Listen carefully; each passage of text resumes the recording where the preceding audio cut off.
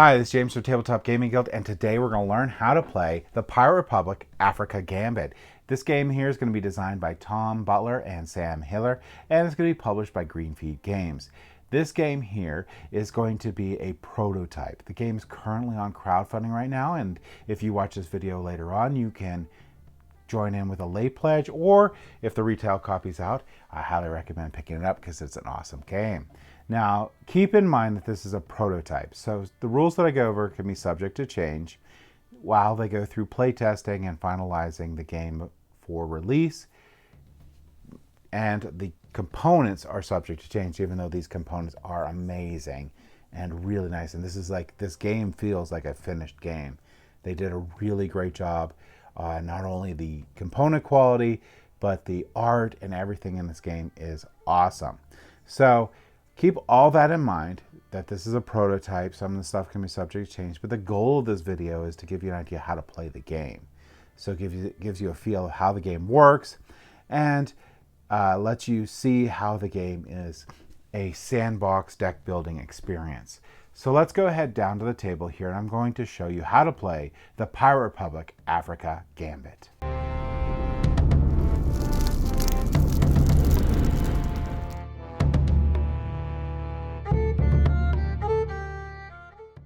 Alright, so this is the Pirate Republic Africa Gambit.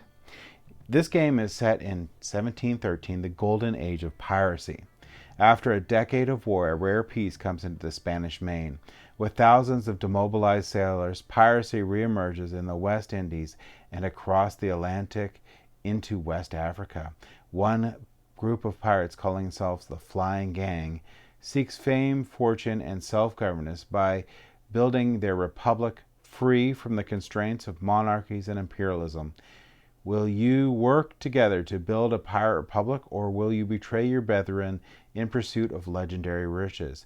The sea is your territory, and anyone on or near it is your prey. Now, the Pirate Republic Africa Gambit is a thematic deck building sandbox adventure game for 1 to 5 players. Set in the early 18th century, each player is a historical pirate, weaving their tale by performing daring feats and plundering on the high seas. This game is based on the original Pirate Republic, and that was from 2017. This game, however, is going to add West Africa adventures, new pirates, the Portuguese, and a 16-game campaign module. Now, that 16-game campaign module, you can play those missions that are associated with it separately, or you can play it in the campaign. Alright, so for this game, it's a time of conquest and the lure of riches, indomitable spirits, fat treasure gallons, pirate utopias, and watery graves. Are you ready for some swashbuckling glory? Alright, so what is the objective to the game? Each player's goal is to achieve the greatest amount of swagger, which is going to be the victory points, and going to be tracked with this track going around the board here, by the end of the golden age of piracy. You'll gain swagger from immersive combat against imperialist powers and completing missions on the high seas. The game is played over multiple rounds until triggered by an endgame condition. Alright, so let's get into setup of the game. Setup of the game, you're going to start by picking a mission card. Now, we randomly pick a mission card. However, if you're playing with the campaign, here you're going to find the fleet card, which is not this one, to start the game. However, we're not, so we just picked a random one to go. And this is going to give you a little bit of a story here, but then you're going to flip this over here, and this is going to be the rules that you're going to do right now for setup. And in this case, we set out an NPC tile. And you're going to find the NPC tile here, and it's going to tell you a location to put it. And in this case, this is also going to have Navy ships around it, so we're going to place those out. So you're going to have a little bit of additional setup here, normally very short, and here's the objective that you're going to want to do in the game. So this is going to be the global objective, and then you also have a private objective, which I'll show you in a second, that you'll get. The next thing you're going to do is you're going to go ahead and set up the enemy stacks here. Now, these enemy stacks over here are going to have, this one's going to have 18 of the naval ships. They'll go right here randomly. And then you're going to have 7 of these pirate hunters, and then you're going to place one of the one pirate hunter here. You're then going to put out these 8 slave ships, and you're going to put out 8 treasure ships, and we're going to put out these tiles here, which are going to be the non-fort specific tiles. So the tiles that don't have this symbol right here. Those will be shuffled up and placed over here. The tiles, which there's 8 of these that have these little flags on them, are going to go in the location that matches those flags. So you'll set all those out on the board as such. The next thing you're going to do is you're going to start placing out these tokens, which we placed out these ones. The remainder of those is going to go into a bag here, or you can shuffle them on out, anywhere you want, as long as they're the seaside up. But the bag's really nice, and we're going to try to place out 22 ships here. And then what we're going to do for that is we're going to use these tiding cards, and these tiding cards are multi-purpose cards. But the purpose right now is we're going to flip them over. It's going to tell us a location. We're going to set one of these tiles there, and then we're going to place one on each adjacent space. Now, adjacent spaces are simply the ones that are divided by this gray line here. And we're going to keep flipping these over until we get 22 of these ships out. Now, if you're placing your 22nd ship, or you're near placing your 22nd ship, and there's an empty space that you're supposed to fill, go ahead and fill that. So you might have a little bit more than 22 ships out after this setup. All right, so what else do we do? Well, I showed you this tiding deck. Basically what we do is we'd shuffle this up and place that in that location. You would do that before you placed out these tiles, but we also have some other decks we're going to place out. We're going to shuffle up this treasure deck and place it over here. We're going to shuffle up this personal mission deck and place it over here. We're going to shuffle up these crew deck. Now, these crew deck here you want to separate before the game begins. They have this little blue flag on the top here that shows their crew. You're going to shuffle this up and place 3 out. Then you're going to have the elite cards. Elite cards are going to have this little red flag on the top. You will want to shuffle this up and place 3 of these out. You're also going to want to pick a captain. Now, each of these captains, you're going to have a whole bunch that you can pick through in this game. There's more than the player count, and the reason is because one of these decks is going to be used in the game. I'll show you in a minute, but you're going to pick who you want as a captain. In this case, we play Calico Jack. You're going to take the tokens that match that player. You're going to put one of them at the beginning of the swagger track. You're going to put one of them here to mark your ship, crew, and command. And then you're also going to start off with 3 movement. So you'll set one there. You're going to get 12 cubes to give to the player. So make sure you grab that. And you're also going to get a specific pirate deck for each player, and you'll grab that. And other things that the players are going to get is you're going to get 1 reputation token. So these are the reputation tokens here. We set a pile of those out at the beginning of the game, and that'll go to that player. They're also going to get some personal objectives here. They're going to get 2 personal objectives. You're going to look at these personal objectives here, and you're going to pick one. You have to be very careful with these personal objectives, because you're going to look at to see if you can do them, but you're also, if you can't complete them, are going to lose that many swagger points at the end of the game. So you'll pick a personal objective, and the other one will go back here. We'll put it at the bottom of the personal objective deck here. And each player is going to get a pirate ship with their flag on it, and those will go out on the board. I'll explain that in a second. The other thing we're going to do is we're going to put up what these are called, they have a little symbol right here, level rewards. So we're going to place these level rewards. There's a good stack of them. We're going to randomly place out 5 of them on the board here. Make sure the bloodshed tokens here are available for everyone. All right, so there's a couple of things we're going to do to finish up setup. One of the things we're going to pick up commander, and that's going to get this token.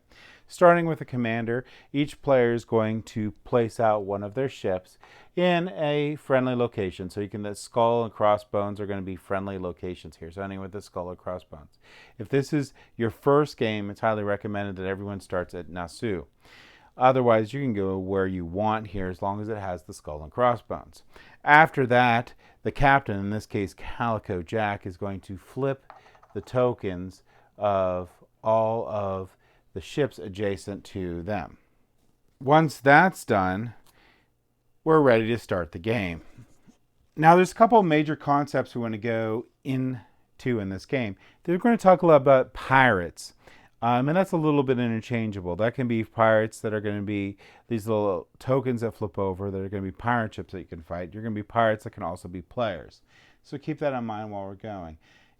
On the game board here, the most important track here, well, there's a lot of important tracks, but one of the most important track here is going to be the swagger track here. Now, the swagger track is going to not only track your score, but it's also going to track your level, which is going to correspond with these levels here. And as you gain points throughout the game, you're going to gain levels. Other things that'll happen is if you end up getting captured, you're going to go back to the nearest green spot.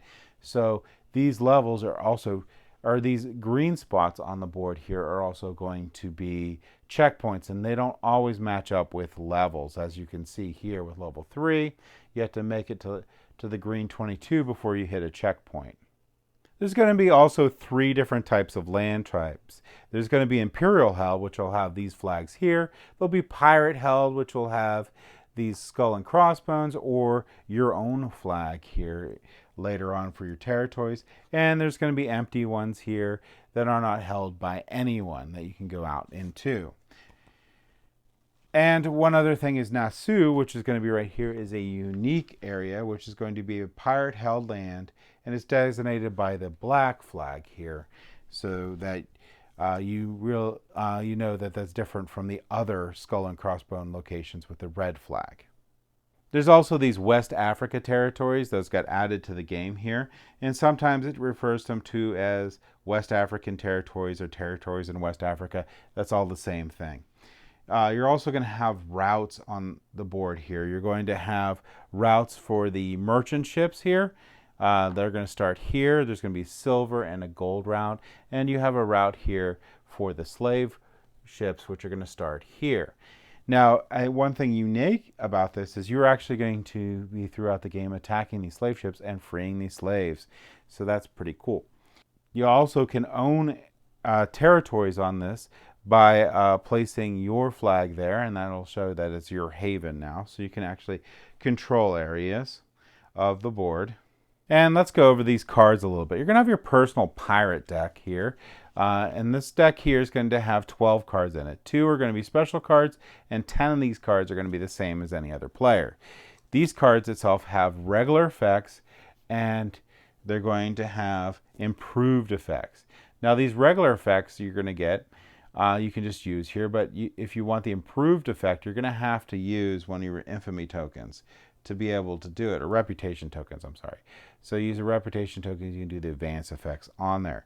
And throughout the game here, you can also get crew, and you can get elite cards. Now, crew, again, are going to be shown by this little blue flag in here, and crew have some really cool things that happen with them. These crew here, they're added to your pirate deck as your fame grows. When played, the crew will aid you throughout your entire turn. So they're not just used and gone. They'll just sit there for your entire turn. And when your turn's over, then they'll go into your discard pile. These crew here can be used multiple times in combat for both defense and attack abilities. We'll go over those a little bit, but they have these different abilities you can use in the game here. And unlike all other cards, which are used just once, the crew remain in play for your entire turn, like I said. So they're really cool there. They can also be used to help put out elite cards. Now, these elite cards are very powerful cards here. They're not the most powerful in the game, but they're extremely powerful. Now, these elite cards will have a normal and going to have an improved effect on them.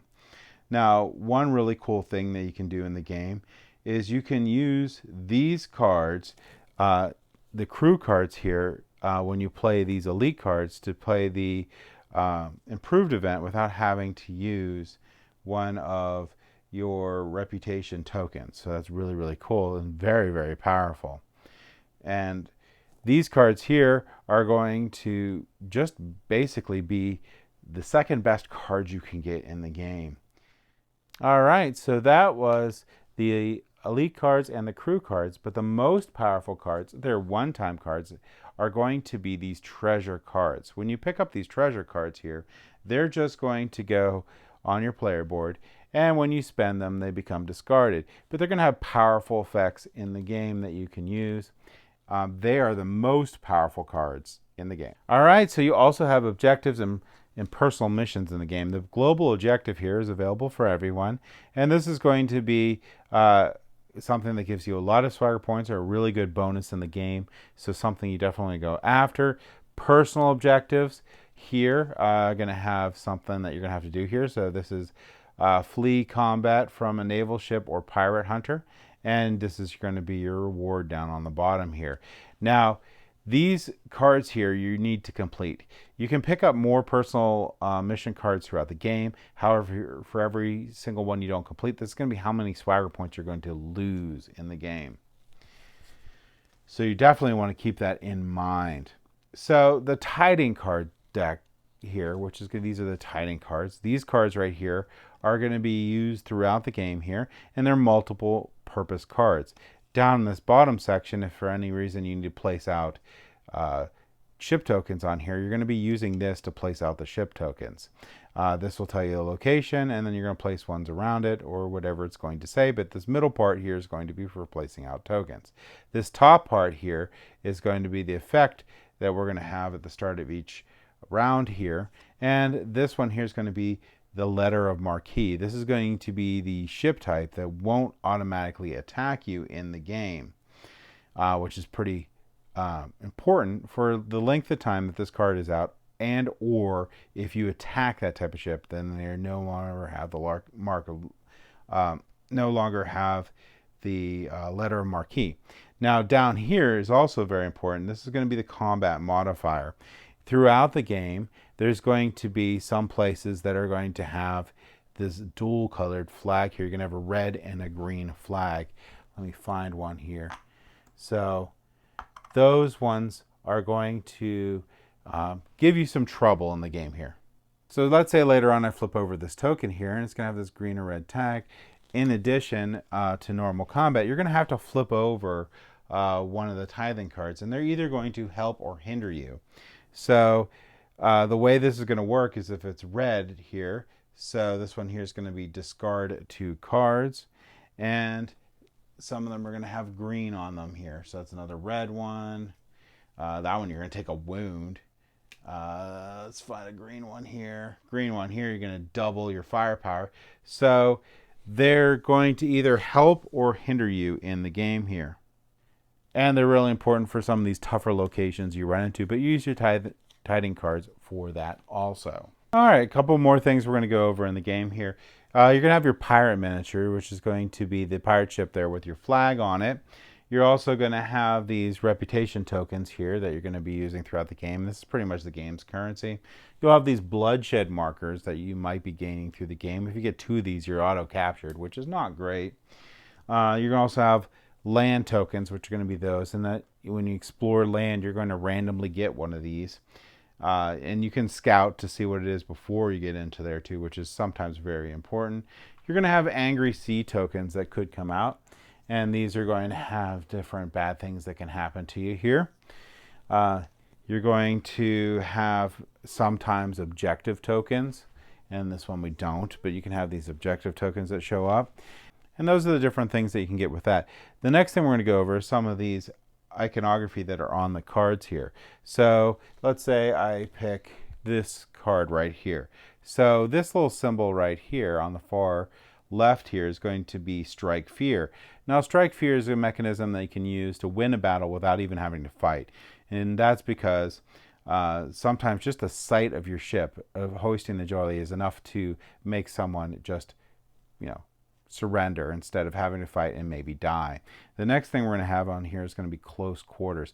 Now this is going to happen if you fail the sea combat. You're going to need to come into close quarters, and this is going to be how much fighting that you're going to need to do on the ship.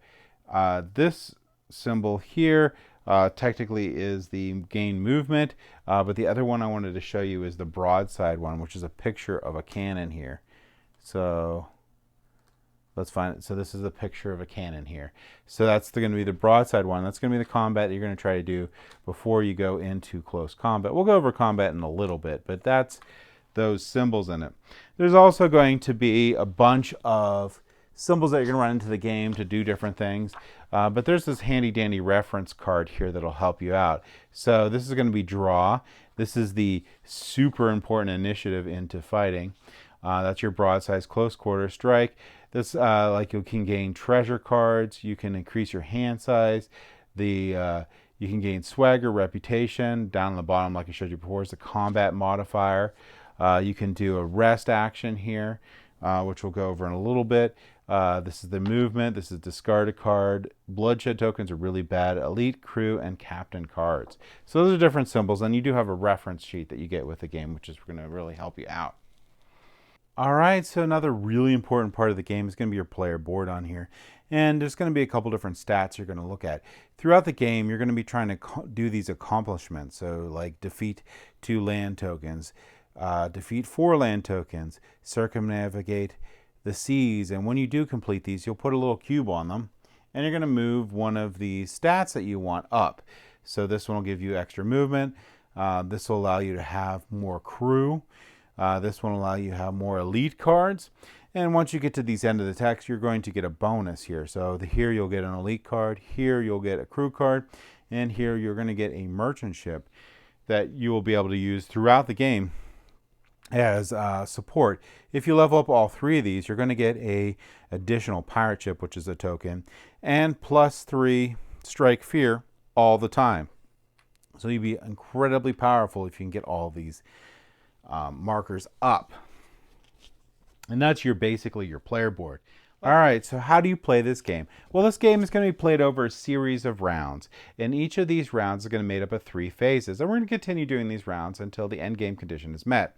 To start it, we're going to do 3 different phases, and they're going to be the tiding phase, action phase, and cleanup phase. In the tiding phase, each player is going to draw up to their hand limit. And in the start of the game here, it's going to be 4 cards.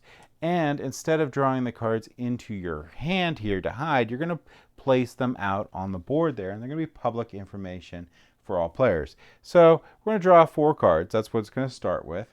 And the next thing we're going to do is we're going to draw a tidings card. When we draw the tiding card, we're going to look at a couple different things. We're mainly just focusing on the top here. This is going to be the nation that we have the letter of marquee with, so any ships that match that won't immediately attack us, and they can be considered friendly. The only ships that won't immediately attack you in the game is the ones with a letter of marquee. They're going to, or the merchant ship or the slave ship. They won't immediately attack you. However, with the letter of marquee here, if you attack one of these ships, you lose the letter of marquee, and for the remainder of the round, those ships will attack you if they come into your area. Then there's going to have an effect here. So this is going to be gain 1 movement at the start of every turn while in a sea space. So that's what the benefit is going to be for the game for this tiding card. Okay, so the last thing we're going to do for the tiding phase is any of these NPC tokens that are out there. Now, the one we put out specifically at the beginning of the game there in this location right here specifically states that ship doesn't move. But other than that, the NPC tokens will move, and they're going to move 3 spaces. And they're going to move towards the nearest player and then initiate combat if they're able. If 2 or more players are equally close, then the NPC moves to the player with the most swagger. If still tied, then the commander chooses who that person that gets attacked, who gets attacked on that. So that's how that part goes, and that ends the tiding phase. Once all 3 of those have been completed, the tiding phase will end. Next, we go into action phase, which is going to be the meat of the game. And we're going to do this in turn order, starting with the commander here.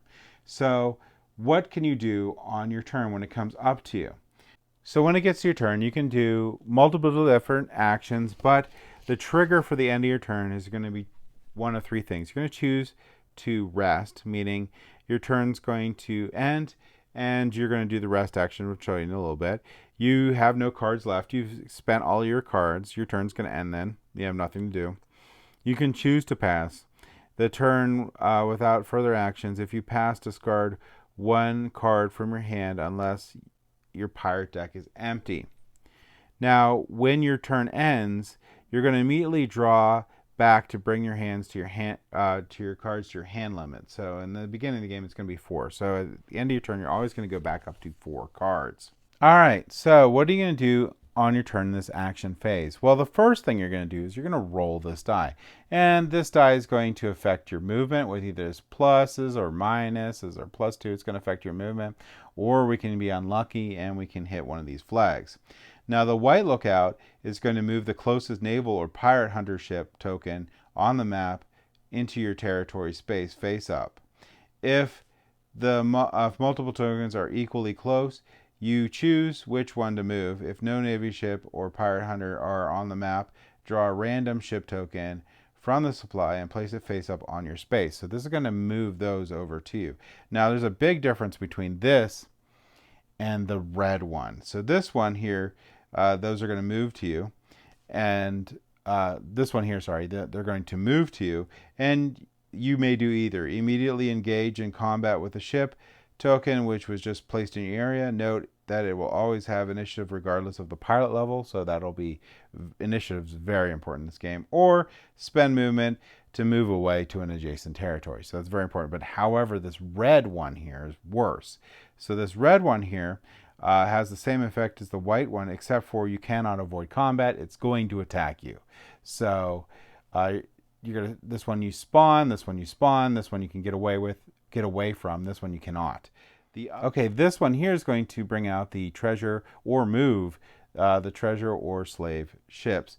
And basically this will work is if there's no treasure fleets or either of silver or gold treasure fleets on the board, add a new treasure fleet token and the treasure fleet ship. So I'll grab a treasure fleet token, put it in the starting location over here, and have the ship on top of it. And this is going to start on the silver route and then go to the gold route.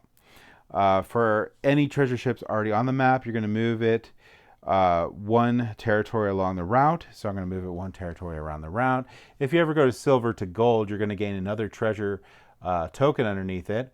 And then you're going to keep moving. And if it ever makes it to the end, those tokens go back and the treasure and the ship goes off the board. So it's important that you may want to wait until the treasure ship gets to the second location so you can get more treasure, but then it becomes juicier for all the other players, so you're going to watch that out. The next thing that's going to happen is a slave ship is going to be put out, which is going to be these gray ships. You'll put a slave token underneath it and they'll start here. If it's already on the board, this thing's going to keep moving until it gets over to here. And again, these can give you great rewards. You're going to be freeing the slaves with these, so you might want to also concentrate on those ones. So that's what's going to happen with these different die faces that you're going to roll at the beginning of your turn. The next things you can do on your turn after you resolve that is you're going to be able to use these cards. Now, if you got into combat with one of the ships, you might run out of your cards and your turn might end at that point. However, if that didn't happen, there's multiple different things you can do. You can move. Now, you're going to have movement points here. You're always going to normally have 3, and sometimes you can move this up and get even more movement points. And you can spend movement points, 1 point per area here, and move across the board. Now there's some exceptions on here. So if you're moving up into this area, you're going to have to play +2 movement. If you're moving back down, you're going to have to play 4 movement. Same with this area here. This is +2 and +4 movement to move back and forth from those areas. Now, those will be ignored for any NPCs. They don't care about those. Those are just applying to the players themselves. The other thing you can do is you can scout areas. So if you scout an area here, you'll be able to look at the land token before you actually move in. You can also boast. Select a personal mission to gain more swagger by completing the card's objective. So if I completed my personal objective, I can boast and finish it up and gain my swagger, which is good because it's negative points at the end of the game if you don't complete. You can also do combat in the game. You can also establish a pirate haven. You can turn any of the neutral land sites, so any of the neutral land sites here, to your pirate haven by placing your flag on there. For rest, you can remove bloodshed tokens, which is going to be really, really important because you can't have 2 of these. If you do, you're captured. So you may want to rest every once in a while to and again, remember that does end your turn.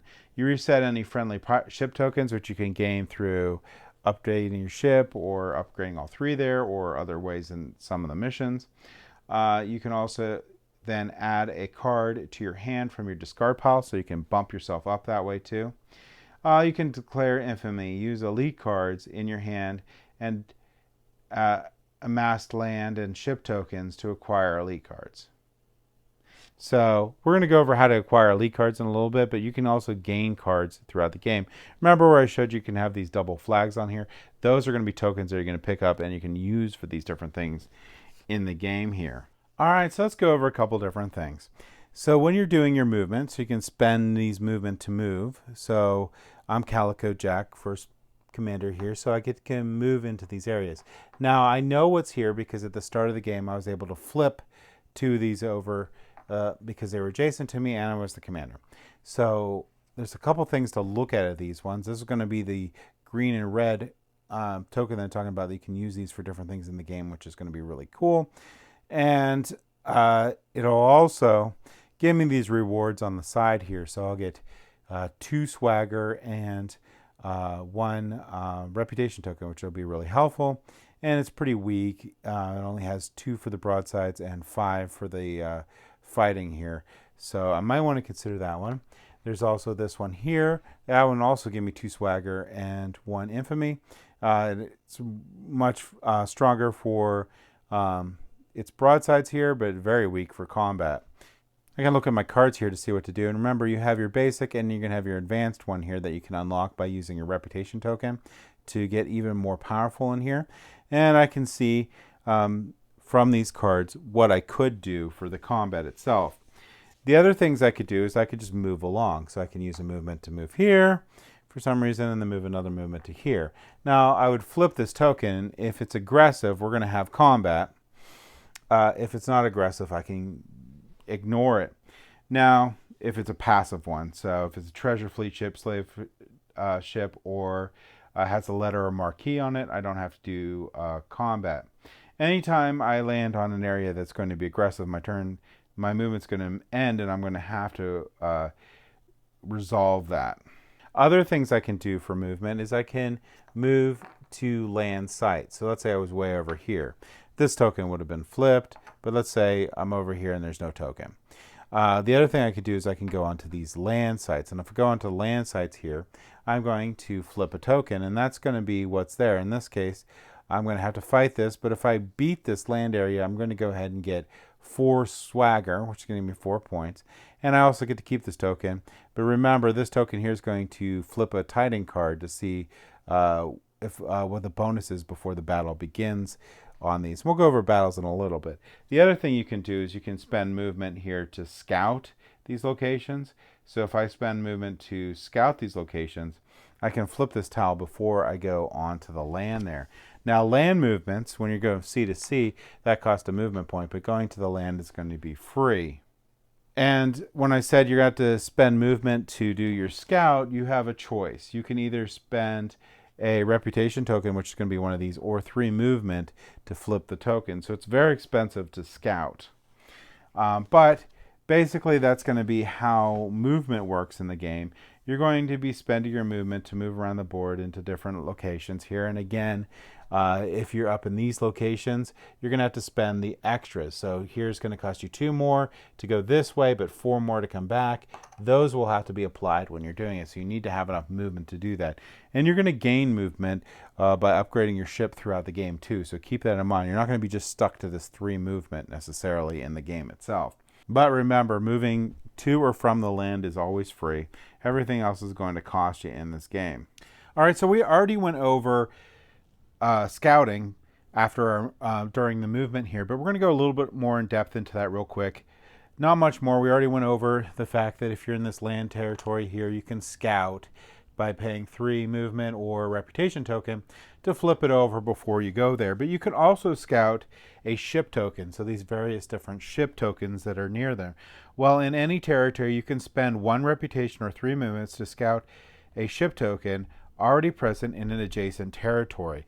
So for here, I can scout this ship token here and flip it over before I move in there so I can see if I want to encounter that or not. Next, you can boast. We already went over that. That's basically where you can finish your mission card. If you finish your mission card, you'll get the reward down on the bottom if you finish this top thing. and you won't lose those points at the end of the game. All right, so one of the actions you can take is combat in this game, and you can fight these treasure ships, you can fight these slave ships, you can fight these merchant ships, or you can move into a spot and have an automatic combat occur. Initiative is extremely important in this game. Initiative is going to determine whether you're on the offensive or the defensive to start out. So whether you have to protect yourself from that ship before you can get really into defeating that ship, or you can just outright try to defeat the ship without it being able to get back to you. So initiative is incredibly important. And combat's a big portion of this game here. The other thing you can do is establish a pirate haven. So if you're in an area and let's say you took care of this and it has this red cross there, skull and bones there, you can spend 1 reputation to place your pirate marker on that site, thereby establishing a haven. So I can place one of my pirate markers there. You can perform this action only once per turn and can only have 1 pirate haven at a time. So if I go somewhere else and do this, I will move that token over. I can only have 1 pirate haven on the board. Now, one big thing about pirate havens, when you take this action, you will immediately rest and end your turn. So you get all the benefits from resting. Let's go over resting. So resting in the game, you're going to either play a card with a rest effect, or you're going to spend a reputation token which lets you rest on any pirate haven. So I have a pirate haven right here, and when I do so, I can discard 1 bloodshed token, which is the wound tokens that you can get in the game. So I can discard a bloodshed token. I can flip any face down friendly ship tokens in your play area back face up. So if I have a ship, when you use them, they get face down, but I can flip them back up so I could use them again.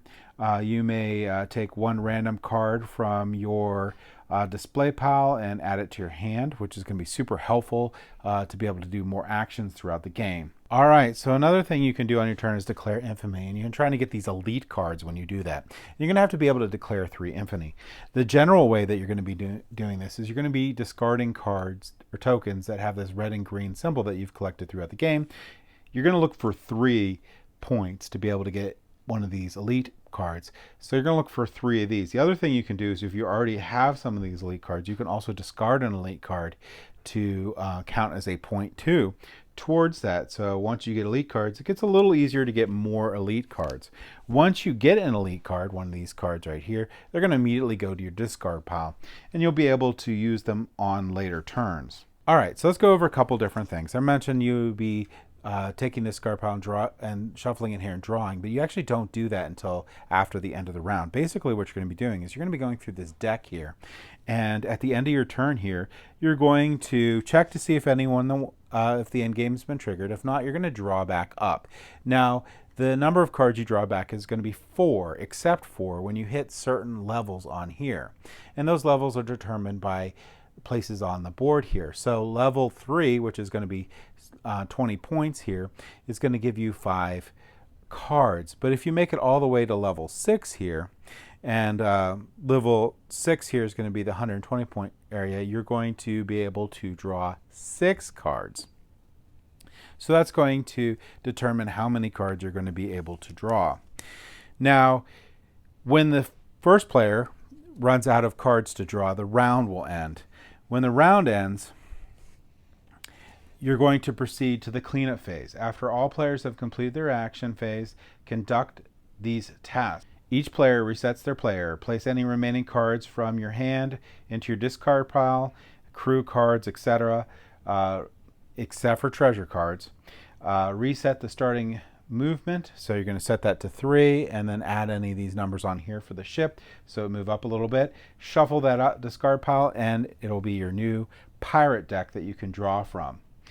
You're going to discard the current tidings card and place that into the tidings discard pile, so I'll go ahead and discard that card. Spawn ship land tokens if there's less than 5 or less tokens on the board. And basically what we're going to do for that is we're going to flip this card over. It's going to tell you where it's at. We place that token and we place any other tokens surrounding it. Discard the crew and elite cards here. So we're going to discard those cards and we're going to draw 3 new ones.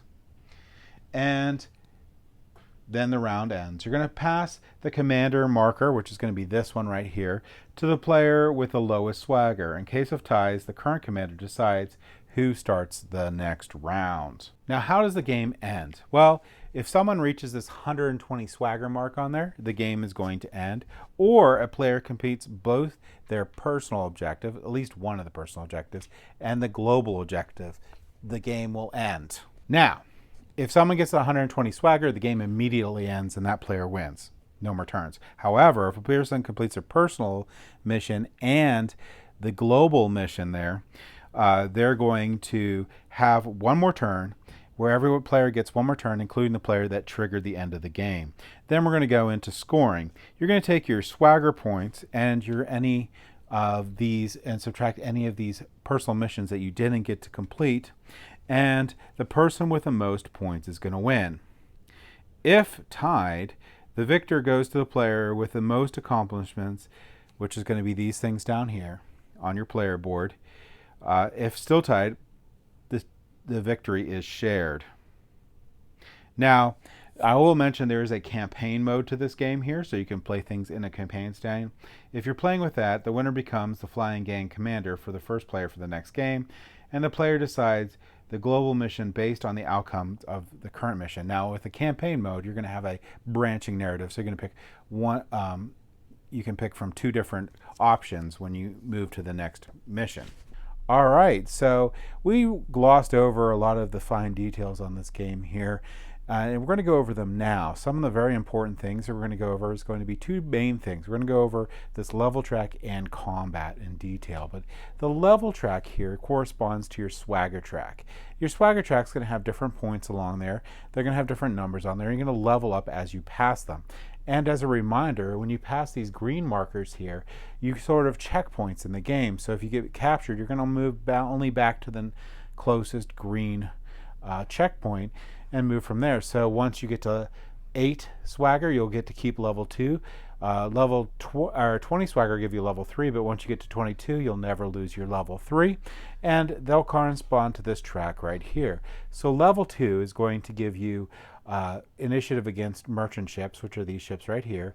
You'll be able to draw 2 cards from this captain's deck, which is the deck that you get at the beginning of the game, and it's set aside by the first player, which is going to be a captain that wasn't in the game, captain's deck. You're going to pick one of these and place it in your discard pile, and the other card goes to the bottom of this captain's deck here. In addition to that, you have these tokens here that are randomly placed out, so they'll be different each time. But this one will give you initiative whenever you're doing combat against 2 tokens. If you make it to level 3 here, you'll get initiative against outposts, which are these little guys right here. And you're going to hand limit will go up to 5 cards instead of the 4, which is going to be really helpful. Additionally to that, you're going to get a treasure card. And that treasure card, again, is going to go on your play area, but it doesn't go into your deck. And this is going to be a powerful card that you can use one time in the game to do that effect. After that, it's discard, removed from game. Now, if you make it to level 4, you're going to have initiative against pirate ships. You're going to be able to draw 4 cards from this captain's deck and keep 2, which is going to be really nice. In addition to that, this marker says you can move up 2 on this track here. So you can pick any 2 of these and move up, which is going to be really nice. So level 5 here is going to give you initiative against any of these blue tiles that you have in the game. It doesn't matter. Find one here. Oh my, like these tiles right here. It doesn't matter what nationality it is, you'll have initiative against them, which is really, really nice. You will also be able to move up one of your tracks here too, which is good. This card here is going to be amazing. That one's going to give you a crew card, so you'll get a crew card from here and be able to place it in your discard pile and use it in the future.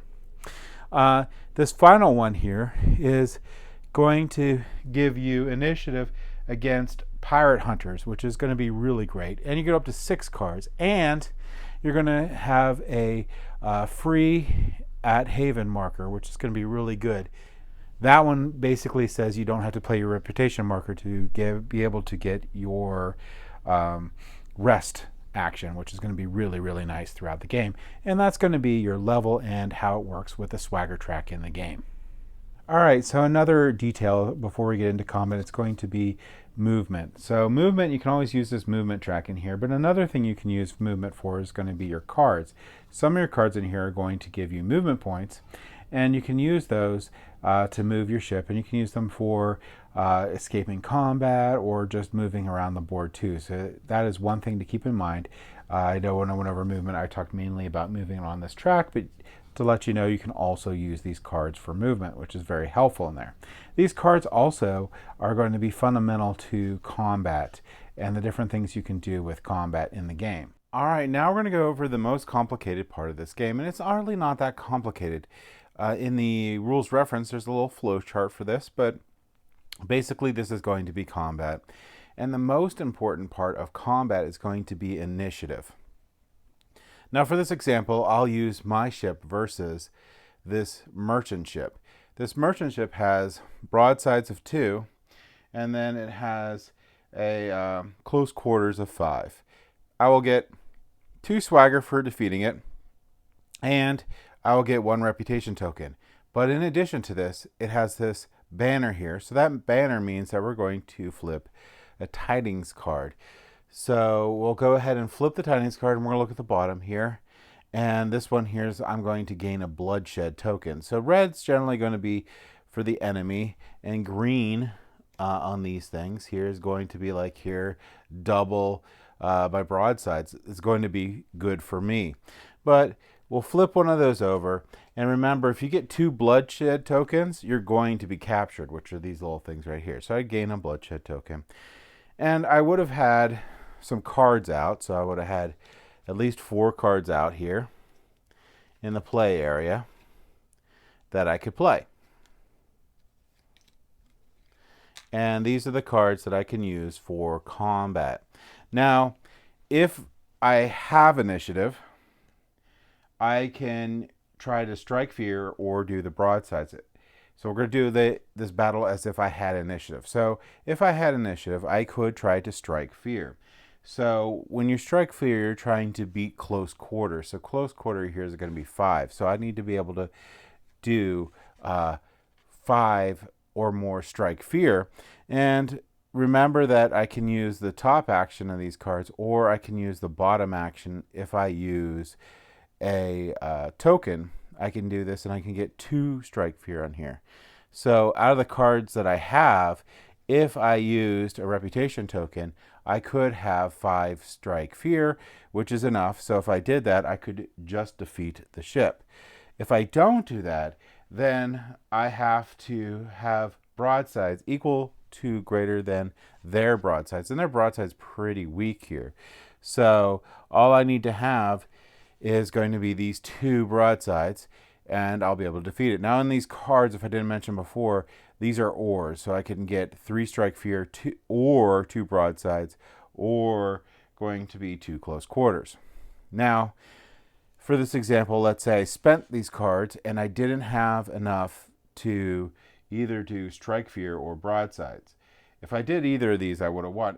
All right, so if my attack didn't pass, let's say I didn't have the cards to do it, the next thing I'll look at here is going to be broadside. So if I didn't have any broadside, I would immediately be captured because it'd be less than half of their broadside.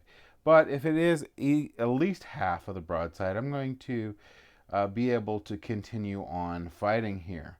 So I'll take a bloodshed token, and if I did that, I would actually have been captured because I have 2 bloodshed tokens. But let's say I didn't.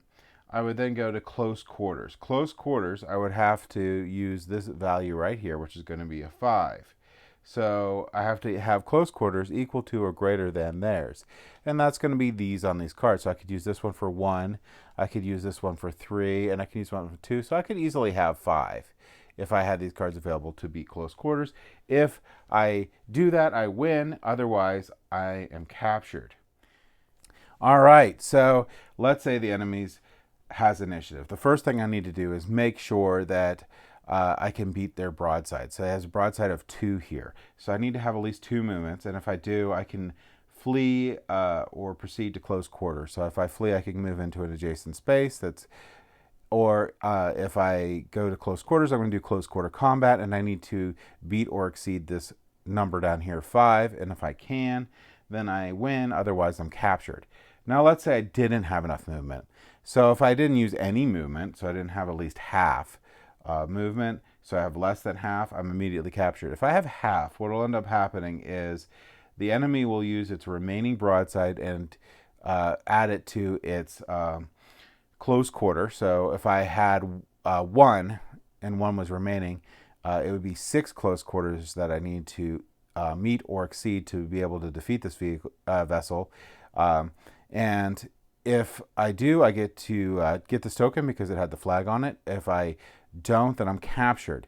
Another couple things with this is, if I'm fighting 2 ships in one area here, I have to fight the first ship, and then after I defeat the first ship, the second ship is immediately going to have initiative. So 2 tokens is really bad. Land spaces fight the same, except for their rewards are sometimes much, much better. So this one here has 18 broadsides and 2 close quarter or 12 close quarters. So this is going to be really hard to beat this. But if I do, I get 11 swagger, 3 reputation tokens, and a treasure, which is amazing. Really, really amazing. All right, so what do we do to resolve the tokens after the battle? So we're resolving the defeated tokens. First, add the token you defeated to the enemy stacks in the enemy republic area, which is going to be over here. Land tokens placed face down on its matching image. Pirate hunters, treasure fleet, slave ships, and naval ships are placed at the bottom of their respective stacks face down, so just put them underneath there. And pirates and merchant ships are shuffled into the ship token supply, so the supply that I pulled from. So some tokens have combat modifiers on them. Add these tokens to your play area. So those are the ones with these flags that I was talking about. Those go actually to your play area instead. So we have Enemy of the Republic. When the pirate scourge becomes too much for the Imperials to deal with, it becomes necessary to deploy powerful naval vessels to wipe you and all your pirates out of the sea.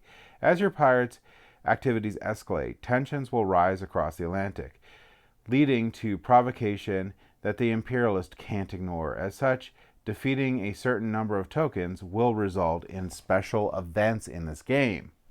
There's 5 merchant ships are sunk. If 5 merchant ships in the game are sunk, the Imperial Navy arrives. Draw 1 tidings card and place the random Navy ship token face down on the seaway of the indicated territory. Then shuffle the 5 merchant tokens face down into the ship token supply and discard the tiding card. So I'll use this tiding card. And again, these are multi-purpose cards, so this will show the location that I would need to spawn in.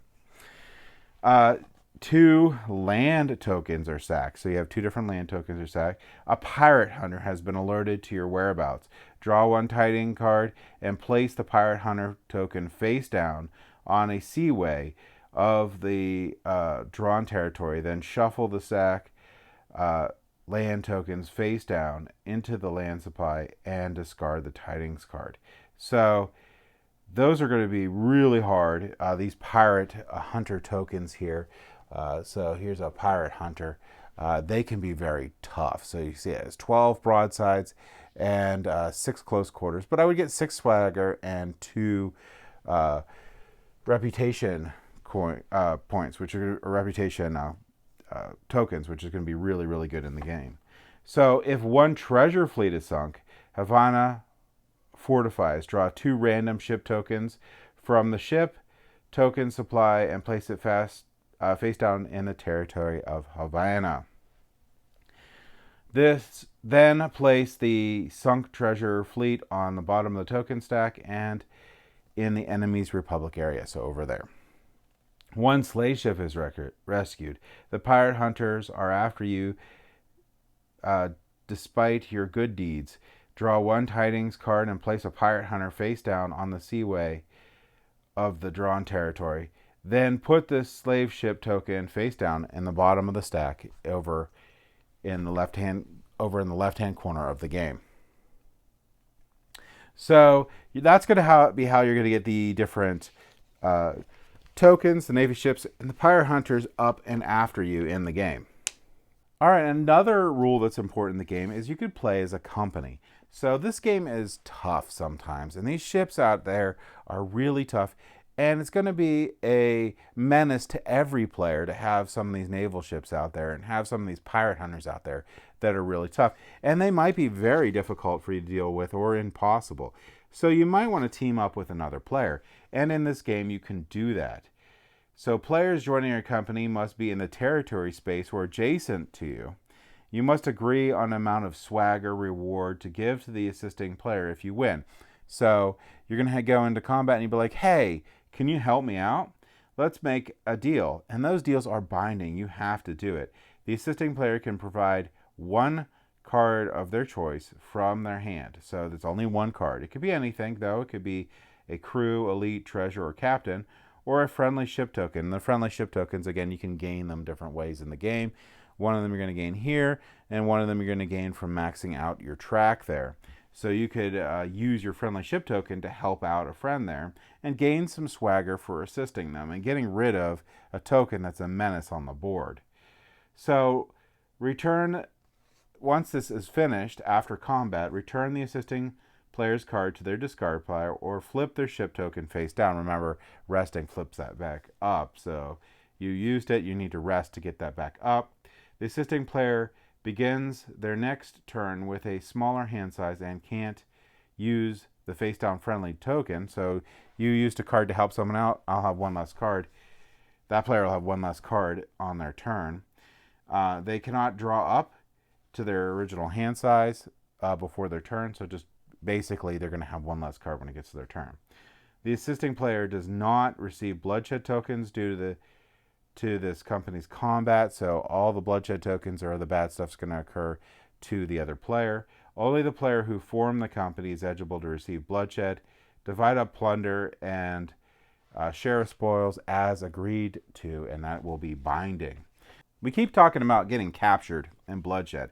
Well, bloodshed tokens represent the wounds suffered in combat and sometimes received by special events. Whenever you take a bloodshed token, you're going to place it near your pirate board here.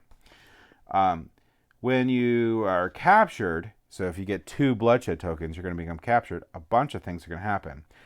End combat as normal. You earn no rewards at all. Move to either the pirate haven or a neutral site without a pirate marker, or a land site of Nassau, which is going to be always here. This one's always going to be a generally good area to jump into. It's relatively safe, and it's, unless a whole bunch of ships move into there, you're going to be pretty good going to Nassau. So it's one of the better places to pick from when you respawn. Remove all your treasure cards from the game. So that's going to be bad. These are going to be the ultra powerful cards here. So you definitely want to plan these out and use them when you can, or when it's most advantageous, but you want to try to not push your luck too much, because it is likely that you will become captured multiple times in the game. So remember that, and you will lose your treasure cards if you do. You're going to discard all the bloodshed tokens, which is going to be great. The next thing that's going to happen is you're going to reduce your swagger. So if I was here, so let's say I was right here, I would go down to the next green space there. So I would go all the way back there, but I wouldn't go any further. So that's my checkpoint in the game. So reduce one of your pirate stats of your choice by 1 increment. So I would lose a pirate stat there, which is really devastating. End your action phase immediately. So your turn will end. And you may not participate in any actions while captured, such as group actions or join a company, until the start of your next turn. So as you go back to where you're responding to, you're just done until it gets back to your turn. You can't help anyone, you can't do anything, you're done until it gets to you. You're going to draw your cards as normal at the end of your current turn and start your next turn. Place your ship upright. So one thing I did skip is, is when you are captured, you're going to lay your ship down. So if I went to Nassau here, I'd lay my ship down just to show that I can't do anything. And then when it came back to my turn, I would put it upright to show that I'm ready to go. All right, the final detail we're going to go over here is going to be rules hierarchy. The way that's going to work is tiding cards are the penultimate. Whatever a tiding card says goes. The next is going to be a treasure card here. And then it's going to be your pirate deck. which is going to include your regular cards that you got to start with your pirate, the any of the crew or elite cards that you got, and then your pirate levels be level 2 through 6. That's going to be the rules hierarchy, and at the very bottom is going to be the rules for the game. So if you ever have any questions, that's going to be how those will resolve. Last thing I want to talk about real quick is there's going to be a solo mode in this game and a campaign mode. We're not going to go over the solo mode or the campaign mode, but the campaign mode is going to have different of mission cards here. So you're going to have different mission cards here, and the mission cards on the bottom here are going to say what you could continue on to. And what's going to happen is going to be the winner is going to be able to pick one of 2 missions to go on next. There's going to be like a branching narrative in the game for this campaign mode here that you'll see. So here that I'll be able to go, once we finish this one, we're either going to go to mission 2 or 3. Once we have 2, we'll go to 4 or 5, and so on. So you're going to have up to 4 different endings in the game. And with this branching narrative here, you're going to see a lot of little different ways that this is going to work out. So it gives a lot of replayability for the campaign mode because you might want to choose a different path. Just a lot of different combinations that you can have in the game. So that's going to be the rules here for the Pirate Republic Africa Gambit. Just keep in mind that this is a prototype of the game, and I want to just go over the rules so it gave you a good start for the game itself, and you were able to just jump right into this amazing game. I really, really enjoy this game. I think that this game is going to be one of my top 10 games of all time. I really enjoy playing this. There's a lot of fun in this game. I think the rules teach is definitely worth it to go through the rules of the game and then learn it and then have a lot of fun. There's a lot of replayability in the game and a lot of open decisions that you can make in the game. And what I really like is it gives a very sandboxy feel in that you can have multiple different strategies and they're all valid. That's a very hard thing to find in a lot of games. A lot of times there's just one overarching strategy that is the best, but there's a lot of different strategies you can use in this game and they all seem to pan out, which makes the game a lot of fun and makes replayability for the game even higher. I hope you enjoyed this rules teach of the Pirate Republic Africa Gambit. Thank you for watching.